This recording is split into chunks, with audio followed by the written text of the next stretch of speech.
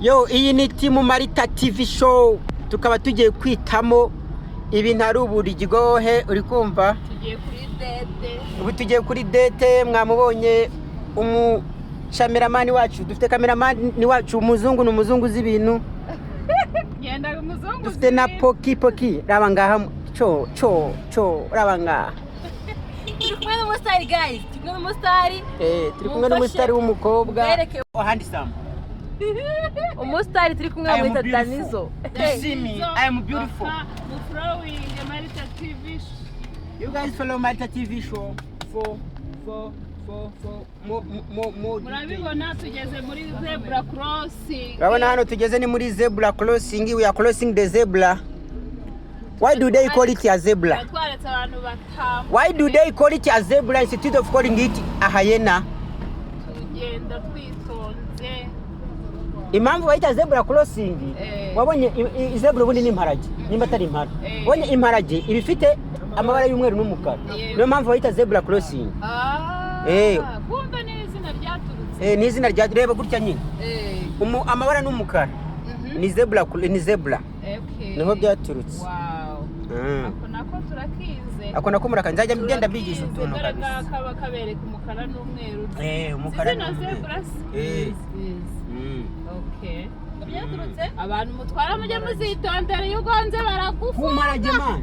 Byabaga kumarage. Imparage ntabwo uzi ukuntu ibisa. Ni umukara n'umweru ndabizi.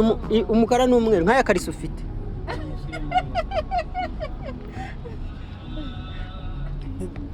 Nkaya karisa y'umukara n'umweru. Afite karisa y'umukara. Cyangwa nikora. Oya, afite karisa y'umukara n'umweru nguyu. Isa na jezi ya APR. Ari kumbeshyira Danizo. Guys, mujye mufollowinga Danizo kuri Marthe TV. Aha tugeze ni mu biryogo. Turi kuryoga mu biryogo. Mu biryogo. Kuki bayita mu biryogo? Impamvu bayita mu biryogo nuko haba abaryogo. Abaryogo biryoshye. Ni ibiryo biryoshye se. Bereka ahangaha tugeze ni kuri haba ibiryo biryoshye. Mahenda hibagiwe. Numara. Muri makoko twarenze. Birabujije kwamamaza batarantamitse. Reka abikije kiryoshye. Duhamagare tuze duhakore show ya dance. Guys, mnatuona hapa. Tunaendelea kuenda. Abantu turi kumwe na n'umuntu z'Akaswahili. Muratubona hano. Tunaendelea mjini. Tugiye mu mujyi. Kigali. Mimi nasema Kiswahili ya njoo. Ni Kiswahili cha ukweli au ni Kiswahili cha uko wapi? Hapana, ni Kiswahili cha barabara. Cha Kilondoni. Mimi najua Kiswahili cha ovyo. Mimi najua Kiswahili baba. Anajua si Kiswahili, anajua Kaswahili. Mimi najua Kaswahili baba. So, washabiki wangu na washabiki wa Marthe TV show na washabiki wa Pokia na washabiki wa Wabo. Tunawaambia sasa hivi tunaenda mjini. Tunaenda kabisa.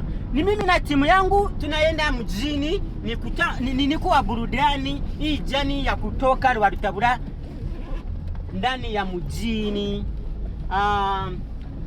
Unatuona tupo ndani ya gari mpya. Uri kunuka nje uri kunuka. Hii ni gari mpya, wewe sikukudanganya wewe. Na wewe nidanganye kwa Kiingereza, kwa Luzungu, kwa Kifaransa na lugha nyingine unajua. Sasa ni lugha nini unajua? Kwa Luzungu. Unajua Luzungu?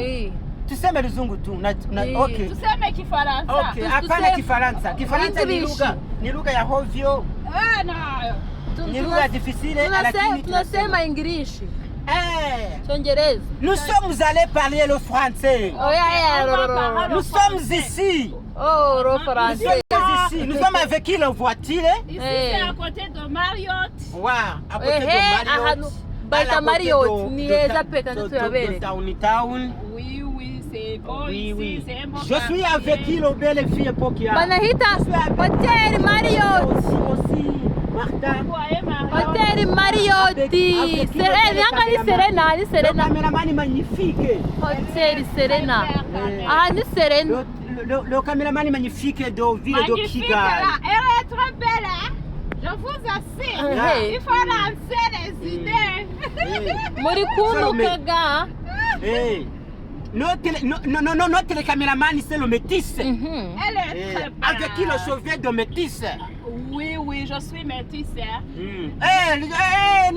Notre chauffeur, c'est le métis aussi. Danizo, il a menti. Nous avons deux métissés, le caméraman et le chauffeur. Ouais. Je suis noir.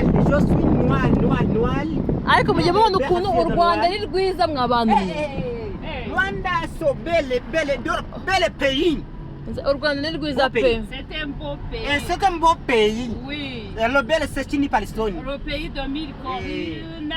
Bon pays, mais le belle fille, bon pays. Oui, tout c'est bon ici. Je connais le français. Il faut venir visiter le Rwanda. Je connais qui. Tout le monde qui visite Rwanda. Nous avons beaucoup d'infrastructures. Bike Arena, Kigali City Tower, le stade Maholo, le centre de convention, et beaucoup d'infrastructures. Infrastructure. Infrastructure, c'est du corps remezo. C'est infrastructure dans l'anglais. Le français c'est ici. Le français c'est ici. Danizo, il est francophonie. Je ne suis pas le francophonie. Tu es anglophonie ou bien anglophonie?